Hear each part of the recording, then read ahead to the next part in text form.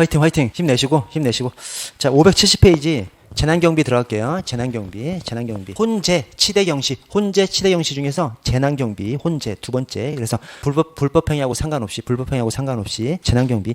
자 개념의 2번을 보시면 재난발생 시 재난관리중후부서는 행정안전부죠. 긴급구조기관은 소방하고 해양경찰이에요. 경찰은 긴급구조기관이 아닙니다. 그럼 경찰은 뭐예요? 경찰은 긴급구조지원기관이죠. 그래서 옆에서 도와주는 기관이 우리 이제 경찰입니다. 자 인명구조 등 지원 임무와 재난현장 통제 등의 임무를 우리 경찰이 수행합니다. 자, 첫 번째 재난관리 체계를 보시면 이 재난관리 체계가 재난 및 안전관리 기본법의 큰 목차입니다. 재난 및 안전관리 기본법이 이 예대응복 이 뼈대를 가지고 재난 및 안전관리 기본법이 서술되고 있습니다. 자, 그래서 예대응복. 자, 예방, 대비, 대응, 복구. 이것이 예대하고 그다음에 응복하고 구분되죠. 뭐요? 재난이 발생하기 전이 예대고 재난이 발생하고 나면 응복이죠. 재난 발생하기 전에 예방, 대비, 재난이 발생하고 나면 대응, 복구 이렇게 이제 가는 겁니다. 자, 그래서 여러분 예방하고 대비 재난이 발생하기 전이죠. 근데 예방하고 대비가 어떤 차이가 있어? 예방은 재난이 발생하지 않게 하려는 것이고 대비는 재난이 발생했을 경우를 상정해서 재난이 발생하면 이렇게 해야 됐다는 것을 대비하는 것이죠. 예방은 아예 재난이 발생하지 않게 하는 것이고 대비는 재난이 발생할 것을 상정해서 재난이 발생하면 이렇게 하겠다는 것을 대비하는 것이 대비입니다.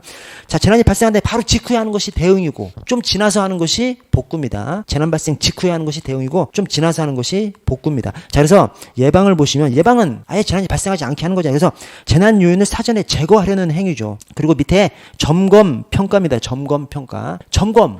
재난이 발생하지 않게 하려고 점검하고 평가하는 거예요. 자, 대비는 재난이 발생했을 경우를 상정하는 것이죠. 재난이 발생했을 때 이렇게 하겠다라는 것이기 때문에 그래서 거기 2번의 예시사항에 활동 계획 매뉴얼, 훈련, 계획이나 매뉴얼 훈련에는 뭐가 담겨 있어? 재난이 발생하면 그 재난의 종류에 따라서 너는 뭐하고 이런 것을 적어놓은 것이 다 계획, 매뉴얼 훈련이기 때문에 계획, 매뉴얼 훈련이 재난이 발생했을 경우를 상정해서 대비하는 것, 그 대비에 들어갑니다. 자, 재난이 발생하면 바로 직후에 그 예시로서 응급조치, 뭐 재난사태 선포, 위기경보 발령하고 동원 대피명령하고 긴급구조하고 다 재난이 발생하고 난 직후를 얘기하는 겁니다. 그래서 재난사태 선포, 재난이 발생하면 재난사태를 선포함으로써 국민들 조심하라고 알려주는 것이 재난사태 선포죠. 그래서 재난사태 선포가 바로 직후에 하는 것이고요. 자, 특별 재난지역 선포는 좀 지난 다음에 한참 지난 다음에 따져봤더니 어떤 특정 지역이 막 너무 큰 피해를 입었어. 그때 그 특정 지역을 특별 재난지역으로 선포한 다음에 예산을 그냥 쏟아 부어 주려고 이 특별 재난지역 선포하는 겁니다. 그래서 특별 재난지역 선포는 좀 지난 다음에 재난 피해 조사도 마찬가지로 좀 지난 다음에 자, 오른쪽 재난 및 안전관리 기본법을 좀 상세하게 좀 보시면 먼저 재난 및 안전관리 기본법에서 재난을 어떻게 정의를 해놨냐면 그냥 자연재난 및 사회재난입니다. 재난의 종류가 자연재난, 사회재난이에요. 자연재난, 사회재난. 사자죠, 사자. 제가 그래서 옆에다 라이언 적어놓은 것이면 다른 의미 하나도 없습니다. 라이언이 사자잖아, 사자. 그죠? 사자. 그래서 재난의 종류가 사자, 라이언. 여기다가 이제 뭐 인적 재난 이거 섞어 놓으면 헷갈리는데, 사자에 안 들어가잖아요. 그래서 라이언을 좀 연상을 해 주시고, 아래에 재난관리가 있고 안전관리가 있습니다. 2번에 재난관리, 3번에 안전관리. 자, 재난관리란 재난의 예대 응복을 위해서 하는 모든 활동. 안전관리란 재난이나 그 밖의 각종 사고로부터 사람의 생명, 신체, 재산의 안전을 확보하기 위해서 하는 모든 활동. 그래서 안전관리는 안전 확보를 위한 모든 활동이고 재난관리는 예대 응복을 위한 모든 활동입니다. 안전관리는 안전을 확보하기 위한 모든 활동. 재난관리는 예대 응복을 위한 모든 활동. 그래서 이 재난관리, 예대응복, 이 예대응복이 이 재난 및 안전관리 기본법의 큰 뼈대라니까요. 그래서 예대응복을 위해서 하는 모든 활동이 재난관리, 안전을 확보하기 위한 모든 활동이 안전관리. 그냥 말뜻이 그대로 거기에 적혀 있고요. 자, 4번에 재난관리 주관기관, 경찰청은 아니에요. 경찰청. 그 6번에 긴급구조기관도 아니고 그 다음에 4번에 재난의 종류별로 나눠놓은 재난관리 주관기관에도 속하지 않습니다. 경찰청은 뭐에 속혀? 7번에 긴급구조지원기관에만 속합니다. 그래서 재난이 발생해 그러면 재난이 있는 곳에 우리 경찰이 꼭 있죠. 꼭 있지만 도와주려고 가는 거예요. 우리 주무가 아닙니다. 그래서 그거를 알아야 됩니다. 우리 이제 경찰이 어떤 일을 할 때 경찰 일이 아닌 것을 가지고 막 경찰이 하는 일을 너무 막 펼쳐 놓으면 아니 모든 일을 하겠다고 하는 것은 아무것도 안 하겠다고 하는 거랑 똑같은 것이 되는 것이기 때문에 그래서 어쨌든 재난 관련해서 재난 현장에 경찰이 가 있죠. 그러나 그것은 도와주려고 가 있는 것이지.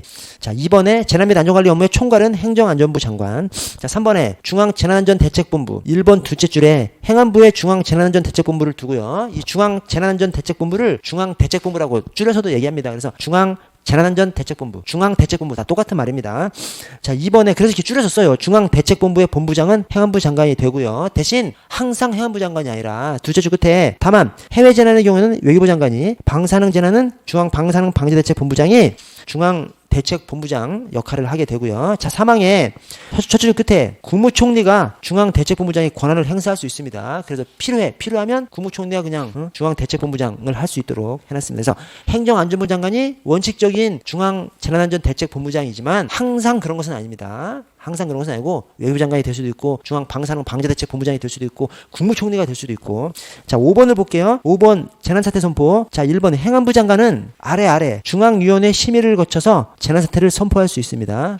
긴급하면 그 아래 끝에 긴급하면 중앙위원회 심의를 거치지 않고도 재난사태를 선포할 수 있고요. 어쨌든 재난사태 선포권자는 행안부 장관이고요. 재난사태 선포해야 한다요? 선포할 수 있다요? 선포할 수 있답니다. 그래서 이 재난 관련해서는 재난사태 선포가 있고 특별재난지역 선포가 있죠. 근데 재난사태 선포 할 수 있다. 특별재난지역 선포의 건의건, 선포건 다 할 수 있답니다. 그래서 재난 관련해서는 재난사태, 특별재난지역 선포건, 선포건의건 다 그냥 할 수 있다고 이렇게 돼 있습니다. 자, 6번을 보시면 긴급구조통제단, 소방입니다. 소방. 긴급구조통제단. 소방입니다. 소방. 자, 7번. 우리는 그냥 긴급구조 지원기관일 뿐이에요. 그래서, 어떤 인명을 구조해야 돼. 그럼 소방이 일을 하고, 우리는 거기서 조금 떨어져가지고 교통통제를 해줘야 되는 것이죠. 자, 7번에 특별재난지역 선포. 자, 1번에 중앙대책본부장은 넷째 줄에 특별재난지역으로 선포할 것을 대통령에게 건의할 수 있습니다. 그러면 그 밑에 대통령은 해당 지역을 특별재난지역으로 선포할 수 있어요. 특별재난지역 선포권자는 대통령입니다. 왜 그래? 특별재난지역을 왜 선포해? 아니, 재난이 한참 지난 다음에 봤더니 특정 지역이 너무 큰 피해를 입었어. 그때 예산을 그냥 쏟아주려고 하는 겁니다. 그래서 대통령이 하는 겁니다. 대통령은 인기를 먹고 살아야 되지 않습니까? 그래서 대통령이 특별재난지역 선포하는 거예요. 자, 그런데 특별재난지역 선포의 건의건, 특별재난지역 선포건 다 할 수 있답니다. 할 수 있다. 그래서 아까 재난사태 선포, 특별재난지역 선포의 건의, 특별재난지역 선포 전부 다 할 수 있답니다. 재난 관련해서는 우리가 이제 따져볼 수 있는 것들 다 그냥 할 수 있다고 그렇게 돼 있습니다. 이게 뭐하고 달라? 통합방위사태 선포하고 다르죠. 통합방위사태 선포는 선포 건의는 건의해야 한다. 선포는 선포할 수 있다. 이게 조금 이상해요. 근데 잘 생각해보면 맞아. 이 통합방위사태가 뭐야? 전쟁은 아니지만 전쟁 비스무리한 상태가 통합방위사태입니다. 통합방위사태가 생겨 당연히 선포권자한테 건의해야죠. 그래서 건의해야 한답니다. 대신 선포권자는 외교관계라든가 국제정세라든가 이런 것들을 따져봐서 선포할 수 있는 거죠. 근데 재난 관련해서는 재난사태 선포권, 특별재난지역 선포의 건의건, 특별재난지역 선포권 전부 다 할 수 있다고 이렇게 돼 있습니다. 이것을 통합방위사태 선포랑 나올 때마다 비교해서 숙지를 하셔야 됩니다. 아래 경찰 통제서는 자 1번에 1통제서는 소방이 담당하고요. 2통제서는 경찰이 담당합니다. 이 말이 뭔 말이야? 여러분 우리 화재가 났건 재난이 났건 막 그렇게 하면 우리 경찰이 일을 잘못하는 경우가 있어요. 그게 뭐냐면 좀 그렇게 잘못하게 되는 원인이 있어. 뭐냐면 어떤 사건이 발생해. 그러면 우리 상황실에서는 출동한 사람한테 야 어떤 일인지 막 엄청 물어보거든요. 그러면 현장 안으로 들어가서 막 우리가 현장 상황 파악을 하는 거죠. 근데 실제로는 화재가 딱 났어. 우리가 같이 불을 꺼? 왜 불을 끄고 있어? 죽으려고. 불 끄면 안 되고 불 끄는 대로 들어가는 조금 떨어진 곳에서 교통 통제를 해줘야죠. 그래서 더 이상 막 차가 못 들어오게 소방차만 들어가게끔 소방차하고 앰뷸런스만 들어가게 하고 다른 차들 못 들어가게만 사람이 뭔가 통제를 막 해줘야 됩니다. 그래서 1통제선은 소방이고 2통제선이 경찰이에요. 2통제선이라는 것이 조금 떨어진 거리. 여기서 불이 났어. 그러면 거기서 조금 떨어지면서 조금 떨어진 어떤 차량이 진입할 수 있는 그 교차로 있지 않습니까? 거기서 경찰이 근무하면서 교차로 사고 난 지역 쪽으로는 차를 보내지 말아야지. 그래서 1통제선은 소방, 2통제선은 경찰이 담당하고요. 이번에 설치 범위가 초기 단계부터 충분히 넓게 정하고 상황 진전에 따라서 축소할 수도 있고 확대할 수도 있고요. 자, 출입구, 통제구역 안으로 들어가는 출입구는 되도록 단일화해서 단일화해야 통제를 할 수가 있는 것이죠. 여러 곳으로 막 들어갈 수 있으면 섞여버리니까 그래서 단일화해서 그 단일화한 출입구를 통제해 줘야 되는 것이죠.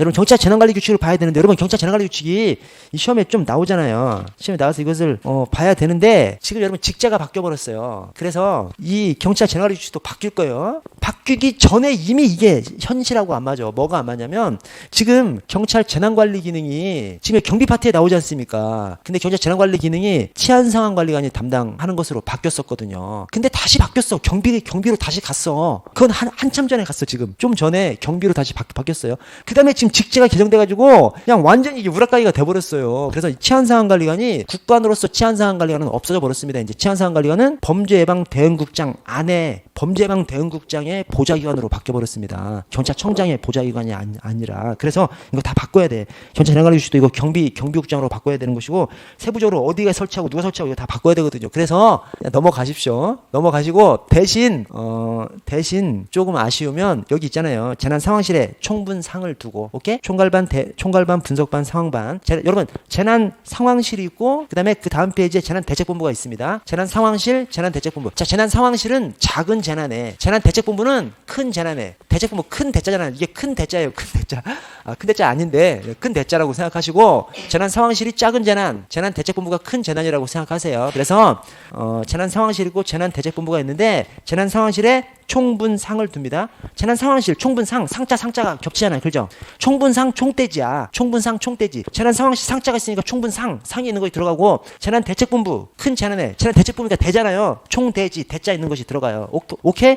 재난상황실에 총분상, 총괄반, 분석반, 상황반을 두고, 다음 페이지 보시면, 재난대책본부에 총대지를 둡니다. 총괄운영단, 대책실행단, 대책지원단 이렇게 둡니다. 이 정도만 보고 넘어가십시오. 이거 바뀔 거예요. 바뀌면 다시 좀 공지를 해드릴게요. 바뀌지 않으면 그냥 총분상, 총대지, 재난상황실 작은 거, 재난대책본부 큰 거, 재난상황실에 총분상을 두고, 재난대책본부에 총대지, 상상, 대 이렇게 돼 있으니까 그것만 좀 숙지하세요. 자, 다중범죄 진압경비로 가겠습니다. 다중범죄 진압경비. 치안경비라고도 하고요. 집회시위 경비죠. 집회시위 경비. 근데 치안경비라고도 하고 다중범죄 진압경비라고 합니다. 원래 경비경찰이 사실은 이 집회시위 경비하는 것이 경비경찰의 대표적인 활동이죠. 경비경찰의 대표적인 활동이 집회시위 경비하는 거죠. 그래서 처 앞쪽에 뭐 경비경찰의 뭐 특성 뭐 이런 것들을 따질 때 다 집회시위, 이 집회시위 경비를 상정하고 경비경찰의 특성을 다 그렇게 따놓은 겁니다.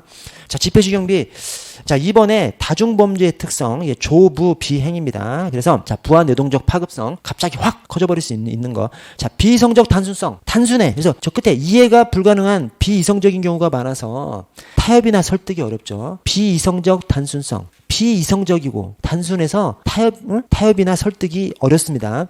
자, 3번 확신적 행동성. 저쪽 그때 확신을 가지고 감행하는 경우가 많아서 과감하고 전투적이에요. 핵심은 투신하고 분신 자살하는 거, 죽어버리는 것이 확신적 행동성입니다. 왜 그래? 죽어서도 내 말이 옳다라는 그거지 않습니까? 죽어도 내 말이 옳다. 야, 내가 목숨을 버리는 한이 있어도 내 말이 옳다고 주장하는 것 사람들이 집회 시위하는 사람들이지 않습니까? 사상범들. 그래서 하여튼 죽어버리는 거 이게 확신적 행동입니다. 죽더라도 내 말이 옳다.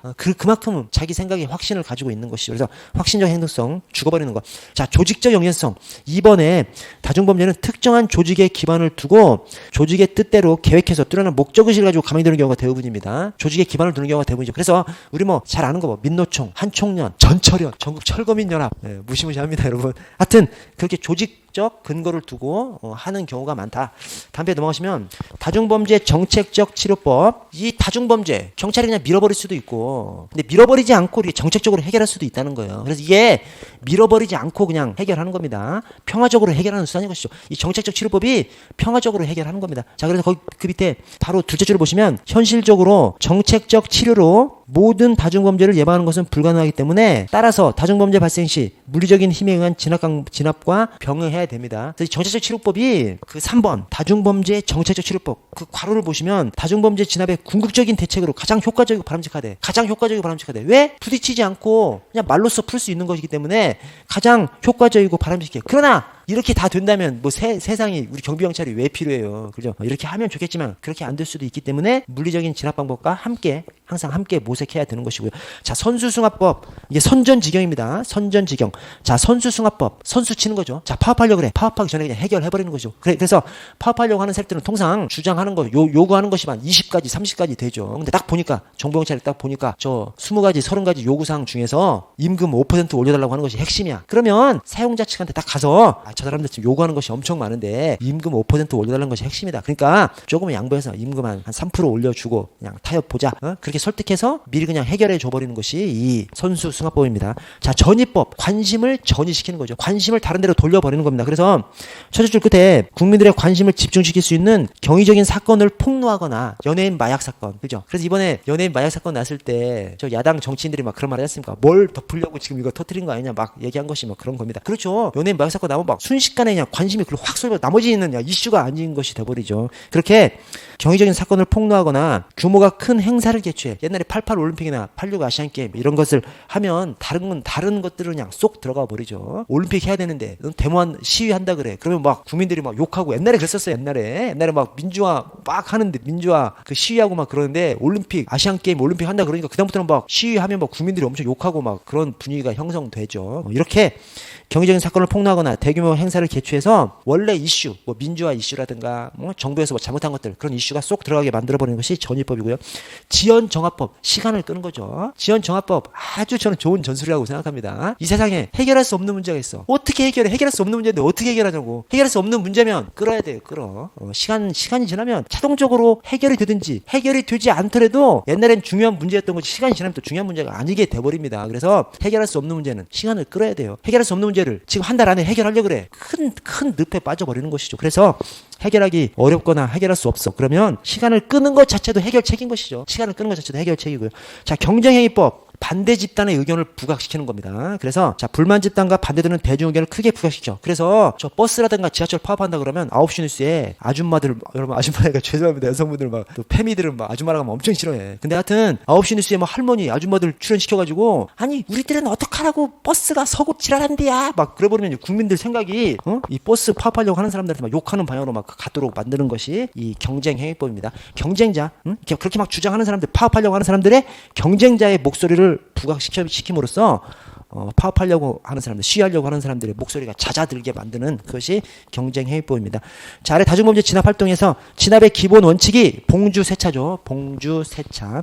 자, 이 중에서 다 그냥 뭐 말뜻 그대로인데 다만 봉쇄 방어하고 차단 배제의 뜻을 구분할 줄 아셔야 됩니다. 봉쇄 방어는 뭐예요? 목적물 자체를 봉쇄하는 겁니다. 봉쇄 방어 목적물 자체를 봉쇄하는 거예요. 그래서 저기 사전에 진압부대가 점령해버리거나 목적물을 점령해버리거나 바리케이드 등으로 목적물 자체를 봉쇄하는 것이 봉쇄 방어고 차단 배제는 중간에서 차단하는 겁니다. 중간에서. 그래서 청와대로 몰려간다고 하면 청와대 입구에서 그냥 청와대를 쫙 둘러싸버려. 그러면 그것이 봉쇄 방어인 것이고 저 종로 3가에서부터 그냥 이상한 사람들 막아. 그러면 그것이 이제 차단 배제입니다. 자, 오른쪽에 경호 경비를 보시면 경호 경비. 자, 경호 경비는 호위와 경비를 포함합니다. 자, 호위는 직접적으로 사람을 지키는 거죠. 그래서 거기 호위 맨 앞에 뭐 신체에 대해서 뭐 그다음에 경비는 생명 재산에 대해서 맨 앞에는 막 저기 책들마다 서로 조금 다르게 써 있어요. 서로 조금 다르게 써 있습니다. 그러니까 호위는 사실 호위는 생명 신체에 대해서고 경비는 생명 신체 재산입니다. 재산까지 들어갑니다. 경비는 호위는 생명 신체, 경비는 생명 신체 재산까지 이렇게 들어가는데 거기에는 좀 이 관심을 좀 가지지 말아 주시고 호위는 하여튼 사람을 직접적으로 지키는 것이고 경비는 궁극적으로는 사람을 지키는 것이지만 형식이 지역을 지키는 것이죠. 지역이나 건물을 지키는 것이 경비죠. 그래서 경비는 궁극적으로는 생명 신체 재산을 보호하기 위한 것이지만 그 중간 단계로서 특정한 지역 또는 건물, 특정한 지역 건물, 이 건물이 이제 지역 안에 들어가는 것이죠. 그래서 특정한 지역을 경계 순찰 방비하는 것이 이 경비입니다. 아래 경호의 대상을 보시면 국내 요인이 있고 국외 요인이 있습니다. 여러분 이거 국내 요인이 있고 국외 요인이 있습니다. 자, 국외 요인 안에 국빈이 있고 외빈이 있어요. 오케이? 국내 요인이 있고 국외 요인이 있고 국외 요인 안에 국빈이 있고 외빈이 있습니다. 자, 국내 요인 가포, 의로, 병호가 있는데 가포가 4개예요. 여러분 기지 한번 켜지고 졸리시죠? 힘내시고. 자, 가포가 4개가 있는데 2개 나뉘어요. 뭐냐면 2개는 가족까지, 2개는 배우자까지만. 2개는 가족까지, 2개는 배우자까지만입니다. 그래서 자, 가포 대통령과 가족, 대통령 당선인과 가족. 대통령 당선인은 대통령이지 뭐. 그죠? 그래서 대통령과 가족, 대통령 당선인과 가족. 나머지 2개는 배우자까지만이에요. 배우자까지만. 그래서 퇴임 후 10년 이내에 전직 대통령, 그다음에 배우자까지, 대통령 권한 대행, 배우자까지만. 자, 밑으로 와서 국외 요인에 국빈, 외빈이 있습니다. 국빈 ABC, 외빈 AB 이렇게 있어요. 옛날에는 국빈 A, B, C, D, E 이렇게 있었어요. 그것을 왜 이렇게 바꿨냐면 A, B, C, D, E 하니까 우리가 이제 이 경호 대상이 자기가 A인지 B인지 C인지 D인지 E인지 모르는데 또 알게 될 때가 있어. 그죠? 이 사람이 하는 일이라 원래는 안 가르쳐 주는데 하다 보면 뭐 우리 경호원이 가지고 있는 어떤 서류를 경호 대상자가 본다든가 또는 뭐 무전하다 보면 뭐 이렇게 듣는다든가 하는 경우가 있죠. A, B까지는 괜찮은데 A, B, C, D, E 그럼 D, E 그 경호 대상자로 결정된 사람은 야 내가 진짜 D밖에 안 돼, E밖에 안 돼. 그래서 너무 실망해서 그래서 이제 이걸 바꾼 겁니다. 바꿔가지고 국빈 ABC, 외빈 AB 이렇게 이제 바꾼 겁니다. 자, 밑에 당구장 표시를 보시면 자, 이 경우가 꼭 경호처에서 다 할 것 같죠? 그렇지 않습니다.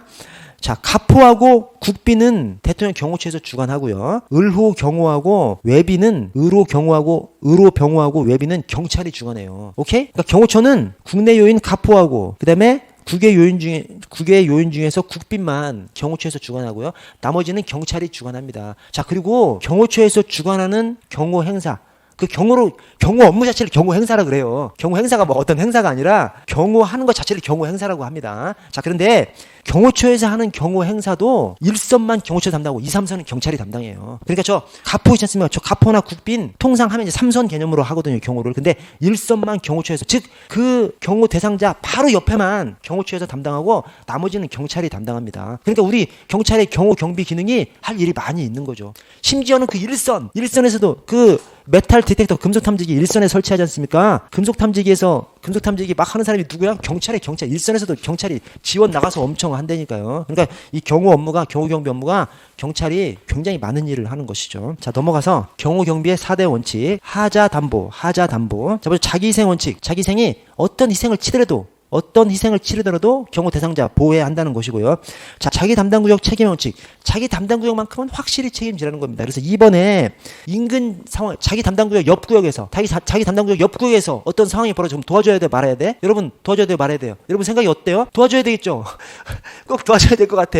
도와주면 안 되는 거예요. 왜? 옆을 도와주러 가면 내 지역이 뚫려버린다니까요. 그래서 옆 구역은 누가 도와줘야 돼? 예비대가 있잖아. CP에서 예비대를 보내서 도와줘야 됩니다. 물론 CP의 지시를 받아서 옆을 도와줄 수는 있죠. 그러나 어쨌든 나는 내 구역만 지키면 되는 거예요. 여러분 흔히 어디를 치려고 할 때 여기를 칠 것처럼 하면서 여기를 막 칠 것처럼 여기에 한 5명이 공격을 해. 그럼 그쪽에 쫙 몰려들죠. 다른 데서 막 500명이 쫙 들어가 버리는 거죠. 그래서 내 구역을 지키고 있다가 옆 구역이 위험하다 그래서 옆 구역 도와주면 내 구역이 쫙 뚫려버리는 겁니다. 그래서 내 구역만 지키면 됩니다. 옆 구역은 예비대에서 그것이 이 자기 담당 구역 책임의 원칙이고요. 하나의 통제된 지점을 통한 접근의 원칙은 VIP를 향해서 가는 길은 딱 하나만 남겨두는 거죠. 그 하나를 철저하게 통제하는 거죠. 그래서 VIP로 가는 길이 여러 곳이 있어. 그럼 제대로 통제가 안 되죠. 그래서 VIP한테 접근하는 통로를 하나만 남겨두고 그 하나를 확실하게 통제하는 것이 이 하나의 통제된 지점을 통한 접근의 원칙이고요. 자, 목적물 보존의 원칙. 이게 좀 이해하기가 좀 어려워요. 이 목적물 보존의 원칙이 첫째 줄 끝에 피경호자, 우리 VIP 피경호자가 격리되어야 한다는 원칙이에요. 즉 격리함으로써 보존하는 것이죠. 오케이? 격리시킴으로써 보존하는 겁니다. 격리시켜야지 막 사람들하고 섞이게 만들어버리면 그 사람들 틈에 나쁜 놈이 섞여서 공격을 하는 것이죠. 그래서 격리시킴으로써 보존하는 것이 이 목적물 보존의 원칙입니다. 그 아래 1, 2, 3이 격리시키는 방법이에요. 그래서 그 아래 1, 2, 3 이런 내용이 나오면 목적물 보존의 원칙이라는 것을 연상을 시켜야 됩니다. 근데 그 연상하기가 어려워요. 쉽지 않아요. 왜냐면 말이 좀 매칭이 자연스럽게 좀 잘안 돼서 의도적으로 좀 매칭을 하셔야 됩니다. 그래서 자, 1번 행차 코스, 행차 예정 장소 등은 원칙적으로 비공개로 합니다. 그러면 격리가 되겠죠. 행차 코스를 알려주지 않으면 VIP가 격리가 되겠죠. 그래서 그것이 그런 식으로 격리를 함으로써 목적물을 보존하는 것이죠. 그래서 우리 경찰 대학이나 중학교에서 저 임관식 할 때 VIP가 오는 경우가 있지 않습니까? 그러면 전날까지 안 가르쳐줘요. 뭘 안 가르쳐줘? 헬기 타고 오는지 KTX 타고 오는지 자동차 타고 오는지 안 가르쳐주네. 당일날 새벽에 가르쳐준다니까요. 왜 그래? 목적물 보존하는 겁니다. 격리시키면서 그 행차 방식이라든가 행차 코스 이런 것들을 가르쳐주지 않음으로써 격리를 시키는 것이죠. VIP를 가르쳐주지 않음으로써 격리를 시킴으로써 그 VIP를 보존하는 것이죠. 그래서 목적물 보존. 자, 2번. 동일한 시간과 장소에 대한 행차는 수시로 변경합니다. 뭐 시간을 변경하든 가는 방법을 변경하든 그렇게 함으로써 격리시킴으로써 보존하는 것이죠. 자, 3번에 일반에 노출된 도보 행차나 수차 행차했던 동일 장소는 가급적 피해. 그렇게 함으로써 격리시키는 거죠. 격리시킴으로써 보존하는 것이고요. 자, 오른쪽 경우의 실시를 보시면 자, 행사장 경우가 있고 저 뒷페이지에 연도 경우가 있는데요. 자, 행사장 경우를 직접 경우 지역 그다음에 저 밑에 간접 경우 지역 이렇게 나누기도 합니다. 근데 이렇게 나눈 것이 뭐 시험에 나온 적은 없어요. 근데 직접 경우 지역은 1선, 2선, 3선 이걸 말하는 것이고 그 바깥에를 간접 경호지역이라고 합니다. 간접 경호지역에서는 뭐해? 뭐 정보활동하는 거지 뭐 이상한 일 없나? 수상한 거 없나? 정보활동하는 것이죠. 자, 직접 경호지역 1선, 2선, 3선 안에서는 1선, 2선, 3선으로 3선 개념으로 경호를 합니다. 행사장 경호, 어떤 VIP가 특정 행사장에 참석할 때 3선 개념으로 경호를 합니다. 근데 그 3선, 1선, 2선, 3선의 이 3선의 이름이 여러 가지야. 그래서 그 이름을 외우셔야 돼. 어떻게 외우셔? 안비계, 절주조. 오케이? 안비계가 뭐죠? 안비계. 비계가 아니니까 살코기죠. 절주조. 살코기만 저 달라는 겁니다. 그렇게 숙지를 해주세요. 안비계, 절주조. 그래서 1선이 안비계, 절주조. 안전구역. 그러니까 안전구역, 경비구역, 경계구역, 안비계, 절주조, 절대안전 확보구역, 주경비지역, 조기경보, 조기경보지역 이렇게 해서 절주조 이렇게 있습니다. 그 다음에 이름이 하나 더 있어요. 자, 거기 일선 옆에 안전구역 내부라고 되어 있지 않습니까? 그 내부를 좀 지워주시고 내부를 뒤에다가 괄호로 좀 새로 써주시겠어요? 죄송합니다. 그 내부 자국 거기에 어떻게 들어가 있는데 내부는 지워주시고 그러니까 내부, 내곽, 외곽입니다. 1선, 2선, 3선이 각각 그러니까 거기 기억에서 안전구역 내부에 내부라는 말을 좀 지워주시고 내부는 저 뒤에다가 괄호로 내부라고 좀 적어주세요. 1선이 내부, 2선이 내곽, 3선이 외곽이죠. 그래서 우리 저 경찰대학에서 행사를 하면 경찰대학이 오른쪽 끝에 이제 문이 있죠. 그래서 여기 체육관이 있고 여기 운동장이 있어요. 하여튼 운동장에서 하든 뭐 체육관에서 하든 이게 이제 운동장에서 하면 단상이 1선이고 어떤 건물 안에서 하면 이 안이 이제 1선이죠. 1선 내부, 2선 내곽이 울타리 곽자예요. 울타리 안에 경찰대학 안은 다 2선, 바깥이 3선이죠. 자, 그런데 1선, 2선, 3선, 내부, 내곽, 외곽, 그 다음에 안비계, 절주조. 이렇게 4개가 있어, 이름이 4개씩 있는데 그 이름이 막 섞여서 지문에 나와봐. 때려 주어도 못 풀어요. 그 외워놓지 않으면 때려 주어도 못 푼다니까. 이름 막 섞어놓으면. 그래서 안비계, 절주. 왜냐면 나머지 2개는 1선, 2선, 3선. 내부, 내곽, 외곽은 뭐 외우지 않아든지 알 수 있으니까. 그 다음에 안비계, 절주죠. 안전구역, 경비구역, 경계구역. 절주, 절대안전 확보구역, 주경비지역, 조기경보지역. 안비계, 절주죠. 숙제해주시고. 자, 추가로 좀 하나 더 외워주시면 MB 소바입니다. 1선이 MB, 2선이 소바요. 소바. MB가 뭐냐면 M, 메탈 디텍터, 금속 탐지기. 그 다음에 B, B표 확인. 이 메탈 디텍터가 이 금속 탐지기가 VIP 바로 옆으로 가려면 금속 탐지기 거쳐서만 갈 수 있는 거죠. 그러니까 1선인 거예요. 그 다음에 B표 확인. B표가 뭐냐면 VIP 바로 근처로 갈 수 있는 자격이 B표입니다.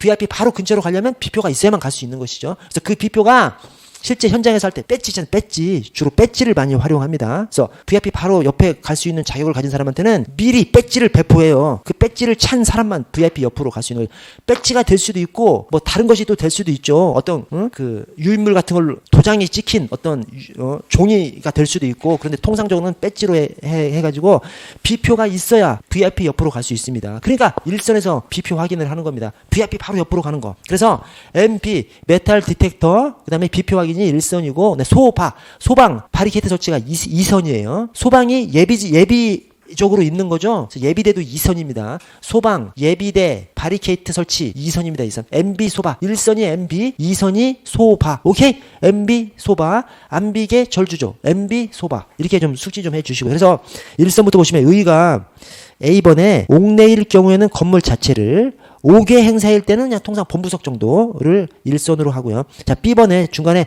피경호자에게 직접적으로 유해를 가할 수 있는 거리 내의 지역. 그래서 피경호자 VIP 근처가 이 1선이고요.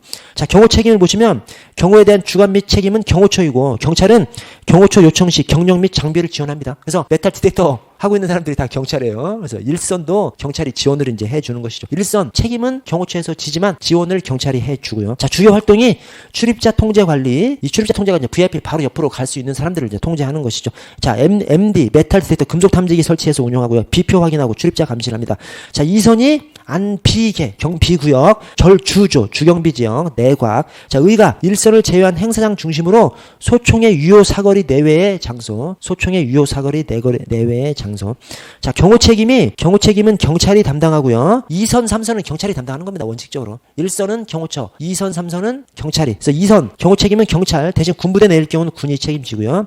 자, 주요 활동 소방, 그다음에 바리케이트 설치. 그러니까 예비대 운영이라든가 구급차도 다 거기에 이제 들어가고요. 다 예비대, 구급차, 소방차가 다 예비적으로 있는 거잖아요. 그래서 소바라고 외우셨지만 소방이 예비적으로 있는 거기 때문에 우리 예비대, 경찰 예비대도 2선에 있습니다. 3선을 보시면 경계구역, 조기 경보지역, 의가 적의 접근을 조기에 경보하고 차단하기 위해서 설정된 선을 말하고요. B번 끝에 우발사태 대비책을 강구합니다. 그래서 저 2선에 예비대하고 좀 비슷한 표현이 있어. 2선의 그 예비대를 보시면 돌발사태 대비 예비대 운영이 있잖아요. 3선에도 좀 비슷한 표현은 있어요. 우발사태 대비책을 강구한다. 근데 이것 가지고 틀린 지문을 내면 좀 너무 좀 그렇지. 그래서 좀 너무 스트레스 받지 마시고 그냥 2선에서도 예비대를 두고 3선에서도 저 우발사태 대비한다. 비슷한 표현이 좀 있다. 그 정도만 좀 생각해 주십시오.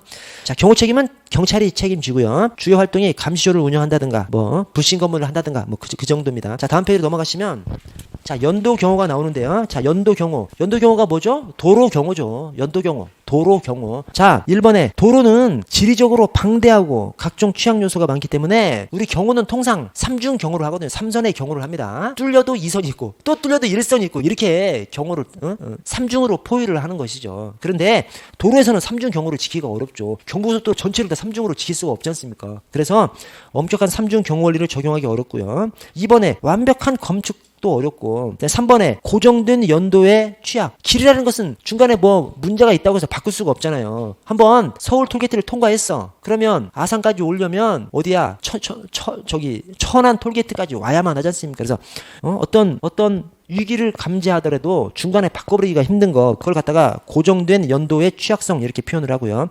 또 폭발물 사용이 용이하고 반대 방향에 오는 차를 다 막아버릴 수가 없으니까 반대 방향은 막아버릴 수가 없는데 반대 방향에서 오다가 수류탄을 던지거나 해버리면 그건 막기가 어렵죠. 이제 그것을 얘기하는 것이고요. 자, 여러분 대테러 경비로 가보도록 하겠습니다. 자, 대테러 경비. 자, 먼저 테러 취약시설 안전활동에 관한 규칙. 이 대테러 경비 관련해서 우리 경찰청 훈령이 있고요. 또 테러 방지법이 있죠. 먼저 이 경찰청 훈령을 보시면 자, 2조 정의에 자, 테러 취약시설이란 테러 예방 및 대응을 위해서 경찰이 관리하는 다음 항목의 시설 건축물 등 중 경찰청장이 지정하는 것을 말합니다. 그래서 이 테러 취약시설에 대해서 우리가 대테러 활동을 하는 것이죠. 근데 그 테러 취약시설 안에 들어가는 것이 국가 중요시설, 다중이용 건축물 등 공간지역 미군 관련 시설 그 밖에 이렇게 딱 있는데 딱 보면 관심이 어디에 쏠려? 딱 다중이용 건축물 등에 쏠릴 수밖에 없어요. 왜냐하면 국가 중요시설은 국방부 장관이 지정하는 거지 않습니까? 그리고 나머지는 다 뻔하잖아. 공간지역, 미군 관련 시설, 다중이용 건축물 등이 우리 전략적 훈령의 핵심이죠. 그래서 이 전략적 훈령 안에서 다중이용 건축물 등 관련된 것이 주로 이제 시험에 나옵니다. 자, 5조 지정권자 경찰청장. 자, 9조 다중이용 건축물 등의 분류. 이 테러 취약시설 가운데 하나인 다중이용 건축물 등. 자, 다중이용 건축물들은 시설의 기능, 역할의 중요성과 가치의 정도에 따라서 분류합니다. 이게 뭐랑 똑같아? 국가 중요시설 분류랑 똑같아요. 그래서 다중이용 건축물 등의 분류가 A급, B급, C급으로 이렇게 되어 있는데 국가 중요시설은 가급, 나급, 다급으로 되어 있죠. 근데 분류의 그 표현이 완전히 똑같아. 완전히. 그래서 국가 중요시설이 어떻게 되냐면 가관결, 나일중, 다재단상이거든요. 각급이 가관결, 광범위한, 결정적인 영향 이런 표현이 있거든. 똑같아. 그래서 그냥 국가 중요시설 가급, 나급, 다급, 가관결, 나일중, 다재단상 그것을 그냥 가나 다만 ABC로 바꾸면 된다 이렇게 그냥 생각해 주십시오. 그래서 가관결, 나일중, 다재단상 그냥 그렇게 그냥 외운 걸로 퉁 치세요. 새로 A관결 어떻게 해? 그냥 가관결, 나일중, 다재단상 국가 중요시설 가급, 나급, 다급이 다중이용 건축물 등 A급, B급, C급하고 똑같습니다. 그래서 가관결, 나일중, 다재단상 A급 가관결 테러에 의해서 파괴되거나 기능 마비시 광범위한 지역 결정적인 영향을 미칠 수 있는 시설. 그래서 광범위한 결정적인 영향 가관결. 그다음에 B급 나일중 일부 지역에 중대한 영향 나일중. 그다음에 다재단상